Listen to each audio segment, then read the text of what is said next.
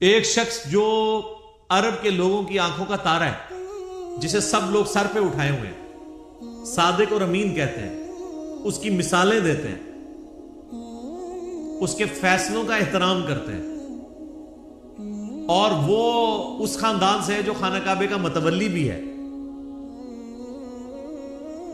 انہوں نے زیادہ سے زیادہ کیا سوچا ہوگا میرے ساتھ کیا کر لیں گے؟ زیادہ مسجد میں آنے میں پابندی لگا دیں گے نا، شہر بدر کر دینا، قتل کے فتوے جاری کر دینا. یہ تو نبی علیہ السلام نے سوچا بھی نہیں تھا.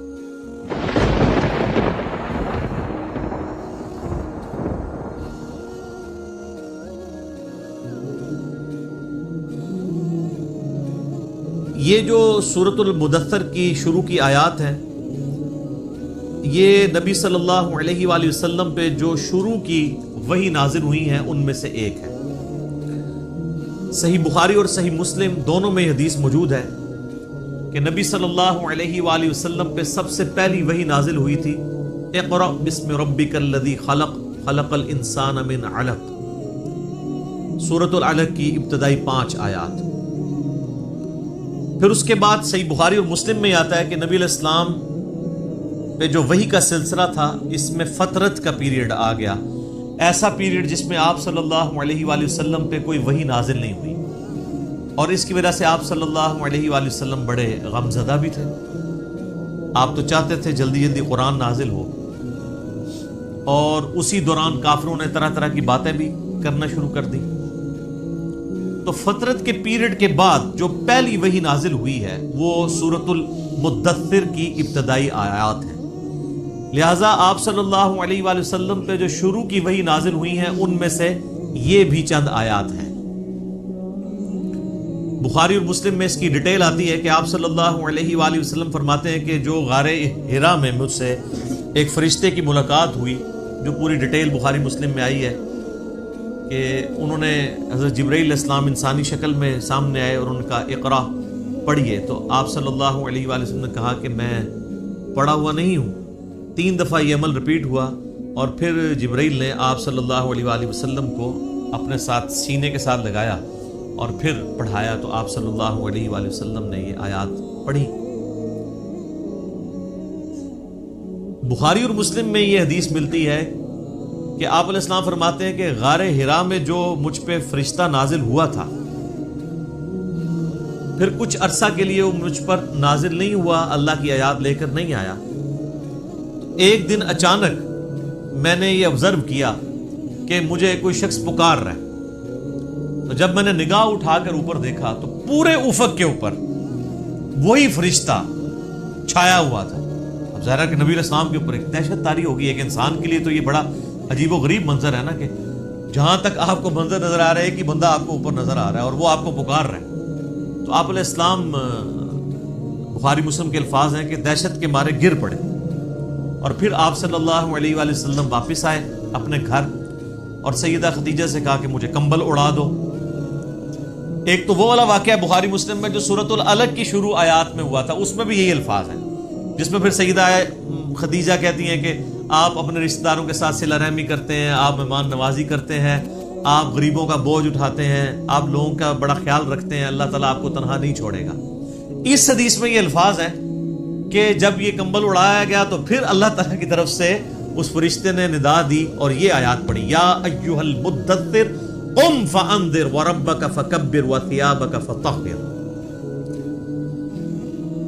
بسم اللہ الرحمن الرحیم. یا ایھا المدثر، اے چادر میں، اے کمبل میں لپٹنے والے، قم فانذر، اٹھ کھڑے ہو جائیے اور ڈر سنائیے.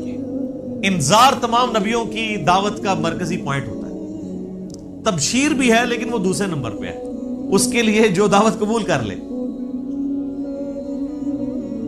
جو مرکزی ٹاپک ہوتا ہے وہ انذار ہوتا ہے. انذار کہتے ہیں ڈر سنانا، کہ تم خود سے پیدا نہیں ہوئے، تمہیں اللہ تبارک و تعالیٰ نے پیدا فرمایا ہے، اور اس اللہ نے مرنے کے بعد تم سے تمہارے اعمال کا حساب لینا ہے. تم جواب دہ ہو اپنے رب کو. قیامت کے دن اللہ کے حضور تمہاری پیشی ہے. اس کے لیے جو ٹرم بولی جاتی ہے شریعت میں، اس کو کہتے ہیں انذار. ذال انذار، ڈر سنانا۔ قرآن حکیم یعنی انذار کا لفظ تو قرآن کا پورا تانا بانا ہی اس کے گرد گزرا ہے۔ وَأُوحِيَ إِلَيَّ هَذَا الْقُرْآنُ لِأُنذِرَكُمْ بِهِ وَمَنْ بَلَغَ، سورۃ الانعام آیت نمبر 19۔ اے نبی علیہ السلام فرما دیجئے کہ قرآن مجھے اس لیے وحی کیا گیا، اس قرآن کے ذریعے میں تمہیں بھی ڈر سناؤں اور جس تک یہ دعوت پہنچے۔ تو یہاں پہ بھی ڈر سنانے کے لیے کہا جا رہا ہے کہ آپ دعوت و تبلیغ کا کام یعنی قیام النہار والا کام اعلانیہ شروع کر دیجیے۔ وَرَبَّكَ فَكَبِّرْ، اور اپنے رب کی بڑائی بیان کیجیے، یعنی بڑائی ایسی کہ جیسا حق ہے۔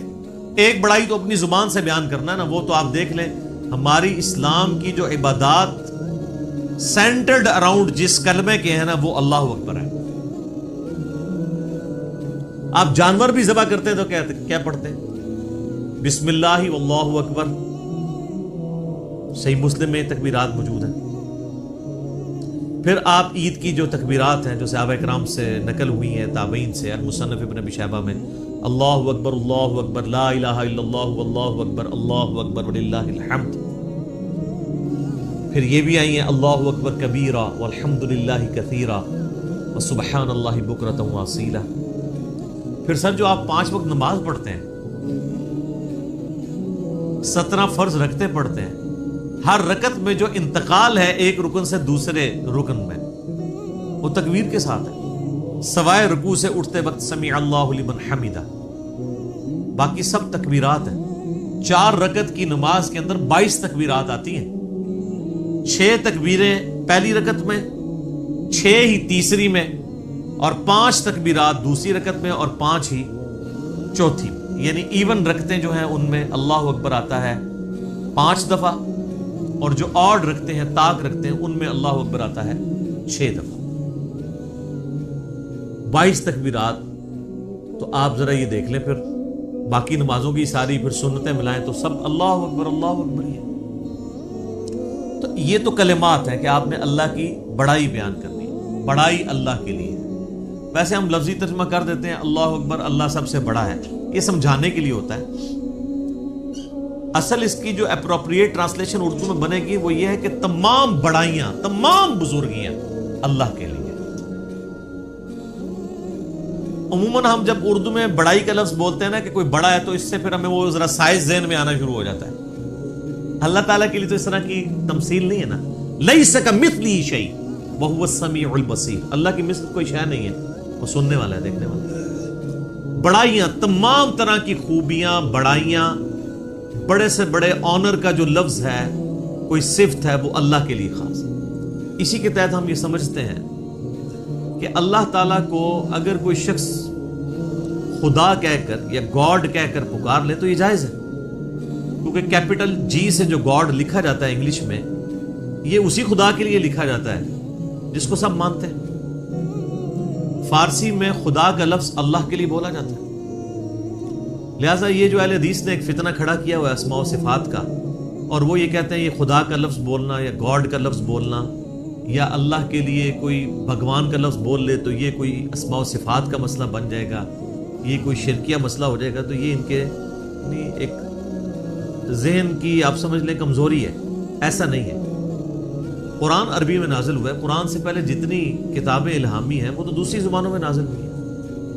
وَإِن مِّنْ أُمَّةٍ إِلَّا خَلَا فِيهَا نَذِيرٌ، اللہ تعالیٰ فرماتا ہے کوئی ایسی امت نہیں گزری جس میں ہم نے کوئی نہ کوئی ڈر سنانے والا نہ بھیجا۔ تو ایک تکبیر تو ہے کہ آپ نے الفاظ بولنے ہیں، اور ایک تکبیر جو مشکل تکبیر ہے وہ دعوت و تبلیغ کا کام ہے کہ اللہ کی بڑائی بیان کرو جس طرح کے بیان کرنے کا حق ہے۔ دنیا پہ اللہ کی بڑائی قائم کر کے دکھائی ہے اللہ کے محبوب صلی اللہ علیہ وآلہ وسلم نے، یعنی وہ هو الذی ارسل رسولہ بالہدی ودین الحق لیظہرہ علی الدین کلہ ولو کرہ الکافرون ولو کرہ المشرکون۔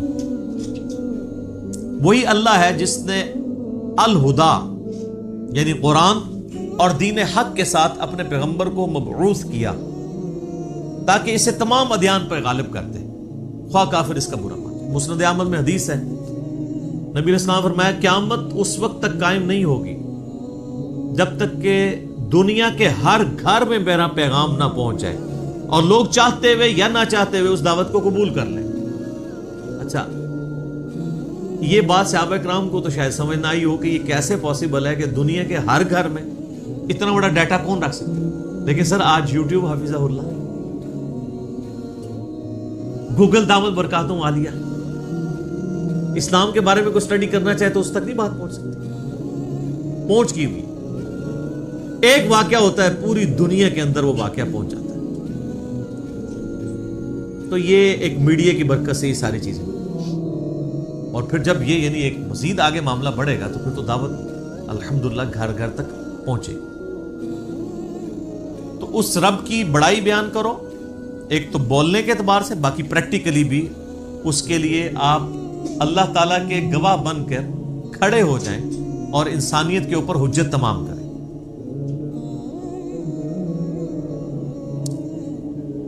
جامعہ ترمذی میں ایک حدیث موجود ہے، دلائل النبوہ امام بیہقی کی کتاب میں موجود ہے صحیح سند کے ساتھ، اور مشکات المصابیح کی 3 جلد کے اندر بھی آپ کو مل جائے گی. سیدنا جابر بن عبداللہ رضی اللہ تعالیٰ عنہ پوچھتے ہیں نبی علیہ السلام سے، اے اللہ کے محبوب صلی اللہ علیہ وآلہ وسلم، آپ پر نبوت کب واجب ہوئی، آپ کب نبی بنائے گئے؟ تو آپ صلی اللہ علیہ وآلہ وسلم نے فرمایا، میں اللہ کے ہاں اس وقت بھی خاتم النبیین لکھا ہوا تھا جبکہ آدم علیہ السلام ابھی روح اور جسم کے درمیان تھے. ایک روایت میں آتا ہے کہ آدم علیہ السلام ابھی مٹی اور پانی کے درمیان تھے، میں اللہ کے علم میں اس وقت بھی خاتم النبیین لکھا ہوا تھا. ظاہر اللہ کے ڈیوائن نالج میں تو تھا. میں دعائے ابراہیم ہوں، میں عیسیٰ کی بشارت ہوں، میں اپنی ماں کا وہ خواب ہوں جو انہوں نے پیدائش کے وقت دیکھا جب میری پیدائش ہوئی، کہ ان کے لیے ایک ایسا نور ظاہر ہوا جس سے شام کے محلات بھی روشن ہو گئے ان پر. یعنی نبی علیہ السلام کی پیدائش کے وقت آپ علیہ السلام کی والدہ کو خواب کے ذریعے یہ بشارت دی گئی کہ آپ سے جو بچہ پیدا ہونے والا ہے اس کی حکومت بالآخر رومن امپائر کے اوپر بھی حاوی ہو جائے گی. اور پھر لوگوں نے دیکھا.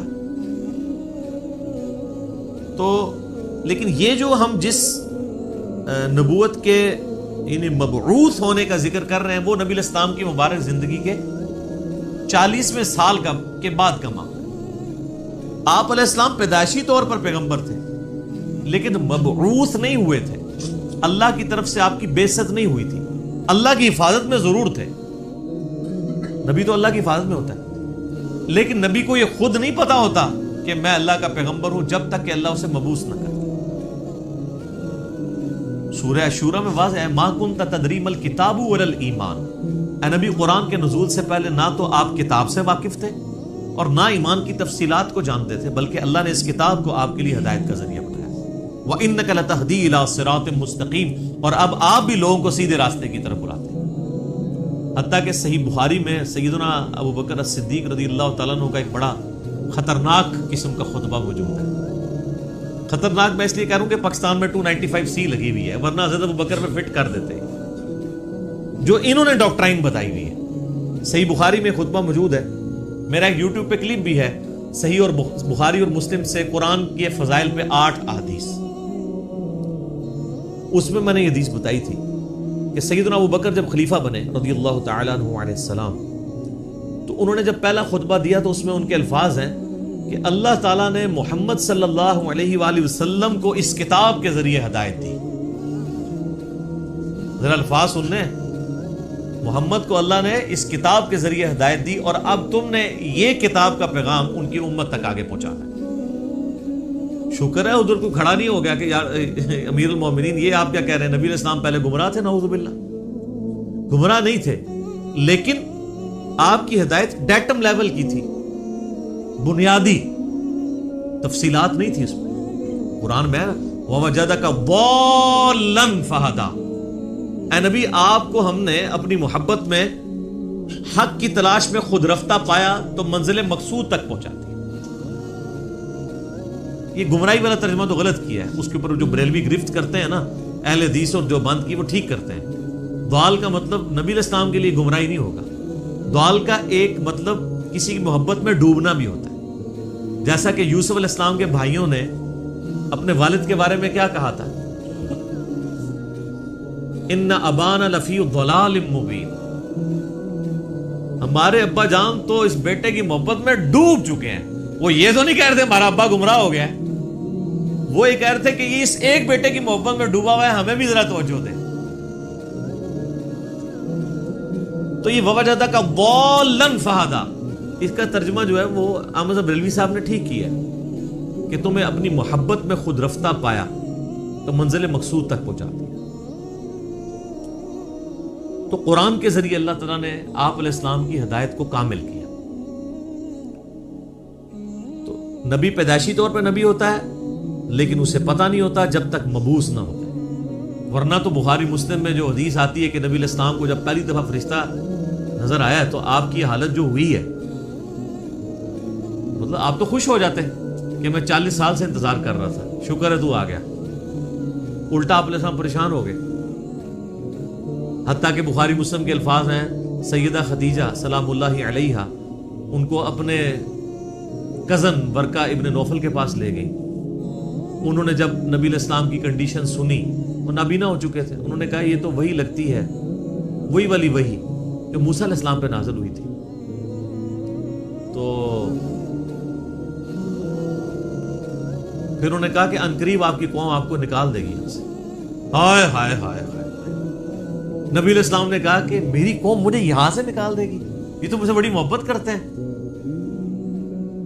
انہوں نے کہا کہ یہ دعوت ہی ایسی ہے، آپ سے پہلے جس جس پیغمبر نے اپنی قوم میں یہ دعوت بلند کی ہے نا، اسے اس کی قوم نے نکال ہی دی ہے. کاش میں اس وقت تک زندہ رہا تو میں آپ علیہ السلام کی مدد کروں گا، ورنہ وہ پہلے ہی فوت ہو گئے. ویسے تو ان کو وہ اسی لیے ان کو ہم صحابی کے طور پہ نہیں گنتے ہیں، کیونکہ نبی علیہ السلام اس وقت تک صرف نبی بن کے مبعوث ہوئے تھے، رسول نہیں بنے تھے. اس وقت سورۃ العلق کی آیات نازل ہوئی تھی.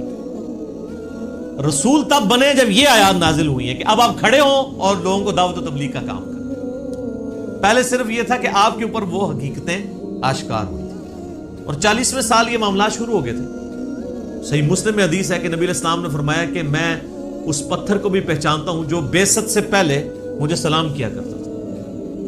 تو آپ کو اشارے ملنے شروع ہو گئے تھے کہ آپ کے ساتھ کوئی ایکسٹرا آرڈنری معاملہ ہونے والا ہے.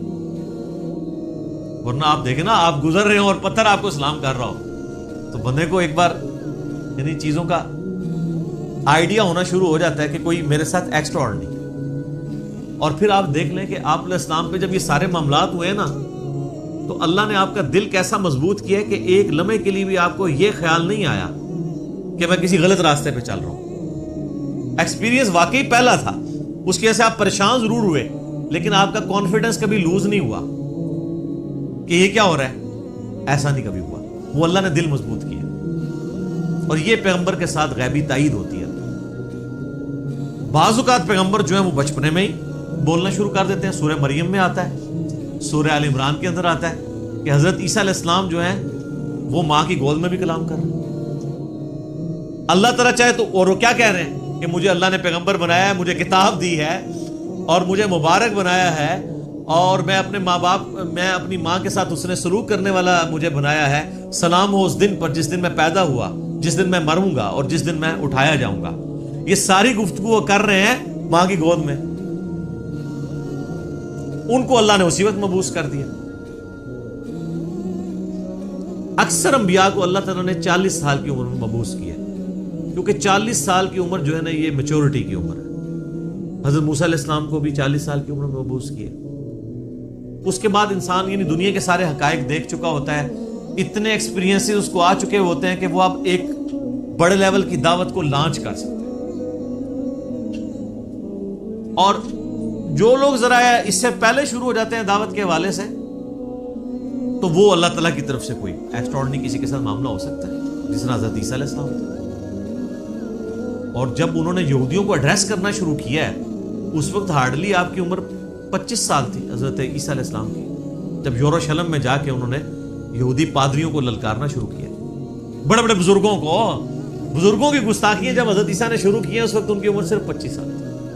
وہ تو ہی کہتے تھے نا گستاخی ہو رہی ہے ہمارے ساتھ، تو گستاخی سمجھتے تھے کیونکہ حضرت عیسیٰ علیہ السلام ان کو کرٹیسائز کرتے تھے. میٹھی میٹھی باتیں نہیں کرتے تھے. میٹھی میٹھی باتیں کرتے تو وہ ہاتھ ڈالتے. وہ کہتے تھے تم یہ کہتے ہو اور کتاب میں یہ لکھا ہوا ہے, تم خود یہ کرتے ہو. تو انہوں نے کہا پکڑ لو اس کو. قتل کے درپے ہو گئے. وہ تو اللہ تعالیٰ نے ان کو زندہ اٹھا لیا, ورنہ وہ تو قتل کر ہی دیتے حضرت عیسیٰ علیہ السلام.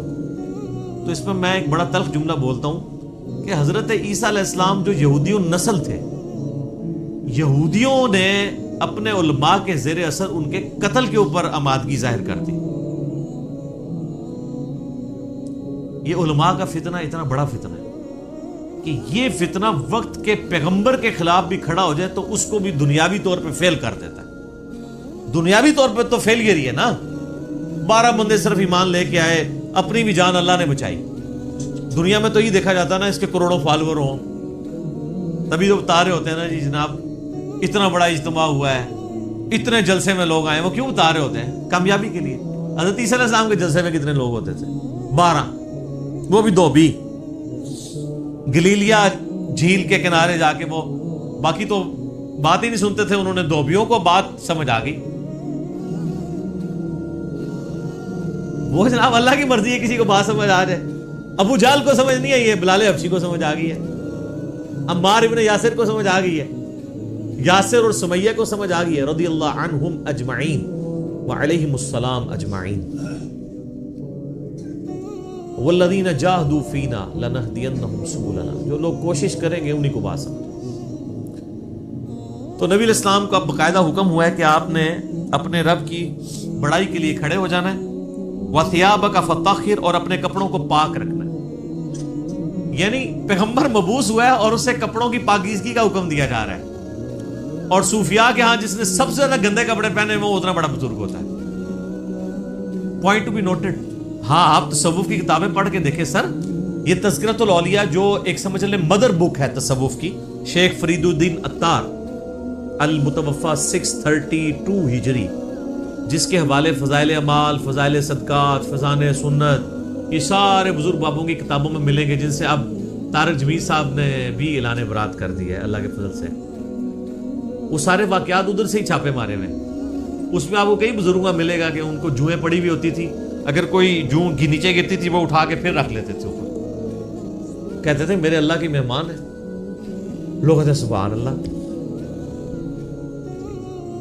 اور بخاری مسلم میں موجود ہے ایک صحابی کے سر میں جوئیں پڑ گئی اور نبی علیہ السلام کے ساتھ انہوں نے احرام یعنی باندھا ہوا تھا. تو انہوں نے کہا یا رسول اللہ مجھے یہ تو جوئیں پڑ گئی ہیں, جوئیں تنگ کر رہی ہیں, تو مجھے اجازت دیں میں بال منڈوا دوں.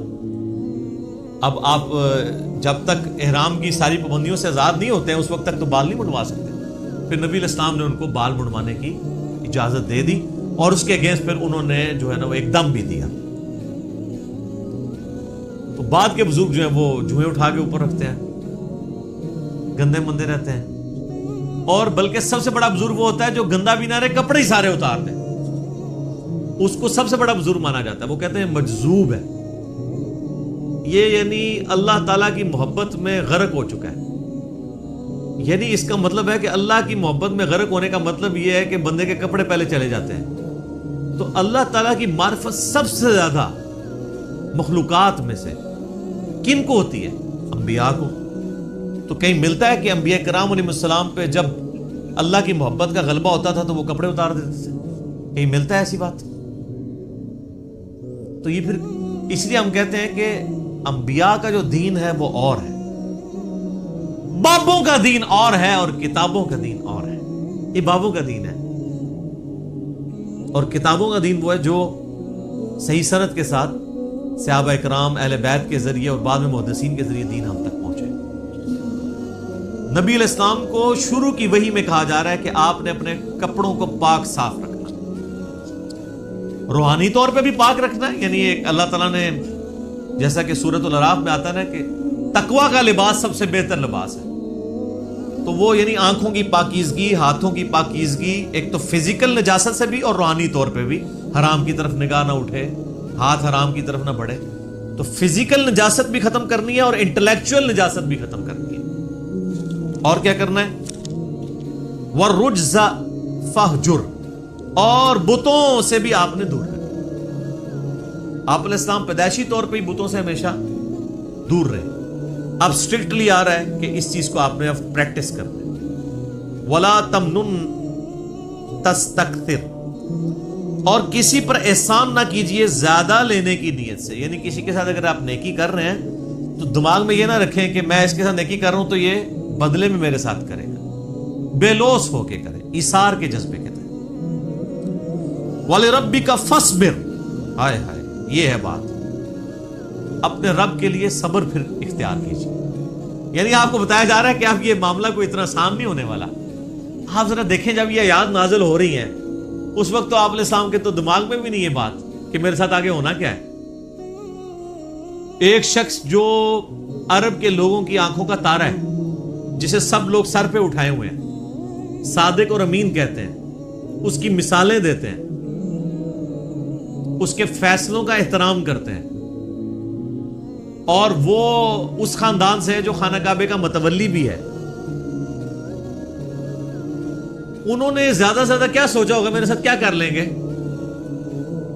زیادہ سے زیادہ مسجد میں آنے میں پابندی لگا دیں گے نا، شہر بدر کر دینا، قتل کے فتوے جاری کر دینا. یہ تو نبی علیہ السلام نے سوچا بھی نہیں تھا کبھی. اب یہ جب یہ آیات نازل ہو رہی ہے کہ آپ نے صبر کا دامن نہیں چھوڑنا. اللہ کو پتہ ہے نا میں نے کرنا کیا ہے اپنے نبی کے ساتھ. ظاہر ہے وہ تو اللہ تعالیٰ فرماتا ہے کہ ہم نے قرآن پاک میں مضمون کئی جگہ ہے کہ ہم نے تمام نبیوں کے مخالفین جن و انس میں سے اٹھائے ہیں. اللہ تعالیٰ کہتے ہیں ہم نے اٹھائے ہیں. مراد یہ کہ جب اٹھتے ہیں تو ہم انہیں اٹھنا دیتے ہیں تاکہ یہ کشاکش ہوگی تو پھر حق اور باطل کی کشاکش کے بعد پھر سچائی کی چاشنی فیل ہوتی ہے نا. اگر پیاس ہی نہ ہو تو ٹھنڈے پانی کی قدر کیا آئے گی؟ تو اللہ تبارک و تعالیٰ نے اپنے نبی کو بھی ان آزمائشوں سے گزارا ہے. انڈیویجول آپ علیہ السلام پہ بھی بہت آزمائشیں آئیں اور اجتماعی طور پہ صحابہ اور اہل بیت پہ بھی آئی ہیں. لیکن جب یہ آیات نازل ہو رہی ہیں تو اب آپ یہ سمجھ لیں کہ یہ ابھی آپ علیہ السلام کے یعنی جو بخاری مسلم میں آتا ہے کہ آپ کے پیٹھ کے اوپر اوجڑی رکھی گئی اور آپ اٹھ نہیں سکے، یہ واقعہ نہیں ہوا. آپ کے گلے کے اندر صحیح بخاری مسلم میں آتا ہے کہ وہ ڈالا گیا کپڑا اور اتنی زور سے دبایا گیا کہ قریب تھا کہ آنکھیں ابل آتی. یہ واقعہ نہیں ہوا. طائف کا واقعہ نہیں ہوا کہ جس میں پتھر اتنے مارے گئے کہ مبارک خون سے جوتیاں بھی بھر گئیں. یہ واقعہ نہیں ہوا. پھر قتل کے فتوے کے رات کے وقت سیدنا ابوبکر کو ساتھ لے کے اور مولا علی کو اپنے بستر پہ لٹا کے آپ علیہ السلام ہجرت کے لیے نکل گئے. یہ واقعہ بھی نہیں ابھی ہوا. اور سر پر مدینے میں تو لائف ہی پوری ڈائنامک. جاتے ہی یہودی متھے مارے لگ گئے، جا کے منافقین اوپر سے کلمہ پڑھ لیا، پیچھے سے وہ جڑیں کاٹتے رہے. پھر غزوہ بدر میں جو کچھ ہوا، احد میں تو نبی علیہ السلام کے دانت بھی شہید ہو گئے اور آپ کی شہادت کی خبر مشہور ہو گئی. اس قدر آپ کا خون بہہ گیا. خندق کے وہ موقع کے اوپر آپ علیہ السلام کو سخت سردیوں کی راتوں میں کس طریقے سے ایون صحابہ کہتے ہیں ٹوائلٹ جانا ہمارے لیے مشکل ہو جاتا تھا، سامنے سے تیر آگے لگ جاتا تھا.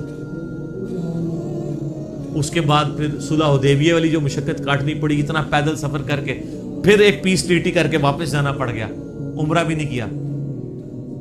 پھر غزوہ خیبر والی جو ایک معاملہ آیا وہ کئی ہفتوں تک. اس کے بعد پھر فتح مکہ کے لیے 10,000 کے صحابہ کے لشکر کو لے کے نکلے رمضان کے مہینے کے اندر. ہم لوگ ادھر ایسی میں بیٹھے ہوئے. اور پھر ختم نہیں ہوا معاملہ. فوراً فتح مکہ کے 3-4 مہینے کے بعد قبیلہ حوازن کے ساتھ جو ہے وہ جنگ غزوہ حنین ہو گئی. 12,000 کا لشکر تھا. بس تکبر کے جملے نکل گئے کچھ اصحاب سے کہ ہم 313 تھے تو غالب آئے تھے، آج تو ہم ہے ہی بہت ہیں. تو قرآن کے الفاظ ہیں. اللہ تعالیٰ نے یقین کریں کہ اتنے سخت الفاظ کے اندر جسے کہتے ہیں نا میڑا مارتے ہوئے، تانا دیتے ہوئے بات کی ہے. اللہ نے فرمایا تم نے یہ بات کی، تمہیں تو کہنا چاہیے تھا اللہ کی مدد سے فتح ہوئی تھی. تو دیکھ لو جب تم نے یہ جملہ بولا تو دیکھو تمہیں راستہ بھی نہیں پھر ملا بھاگنے کا. 80 بندے بخاری مسلم میں آتا ہے نبی علیہ السلام کے ساتھ رہ گئے. صرف 12,000 میں سے 80 بندے، باقی سب بھاگ گئے. وہ سامنے سے تیر ہی ایسے لگے ان کو. وہ تیر کے بڑے ایکسپرٹ تھے قبیلہ وازن کے لوگ. اور پھر پیرلل میں جناب اور رومن امپائر نے نبی علیہ السلام کا سفیر قتل کر دیا، آپ نے غزوہ موتا کے لیے جو ہے وہ وہاں بھی مہم روانہ کر دی زید ابن حارثہ کی سرکردگی میں، اتنے معاذوں کے اوپر پیرلل میں. اور پھر اس کے بعد غزوہ موتا کے بعد پھر وہ غزوہ تبوک کے لیے آپ علیہ السلام خود، جسے وہ جیش العسرہ کہا جاتا ہے، تنگی والا جو مارکا. تو اور آخری وقت بھی آپ کیا فرما رہے ہیں، آخری جو آپ آگے خطبہ دے رہے ہیں بخاری مسلم میں، وہ لشکر اسامہ بھیج رہے ہیں. اتنی مشکل لائف شروع سے لے کے اینڈ تک. اور یہ تو باہر کی لائف ہے، جو اندر آپ کو تکلیفیں اٹھانی پڑ رہی ہیں. بیویاں کہہ رہی ہیں کہ جی اس طرح ہمارا گزارا نہیں ہوگا، پھر قرآن نازل ہو رہا ہے کہ نہیں اسی طرح گزارا کرو. تو کئی معاذوں کے اوپر. اب یہ سارے معاذ اگر آپ کے ذہن میں ہو نا، تو پھر آپ یہ آیت پڑھیں والی ربی کا فصبر، اے نبی علیہ السلام آپ نے اللہ کے لیے صبر کرنا ہے. ابھی تو بڑے بڑے مراحل آنے ہیں. فَإِذَا نُقِرَ فِي النَّاقُورِ، اور پھر جب سور پھونکا جائے گا، فَذَلِكَ يَوْمَئِذٍ يَوْمٌ عَسِيرٌ، تو وہ دن بڑا سخت ہوگا. عَلَى الْكَافِرِينَ غَيْرُ يَسِيرٌ، کافروں پر آسان نہیں ہوگا. ذَرْنِي وَمَنْ خَلَقْتُ وَحِيدًا،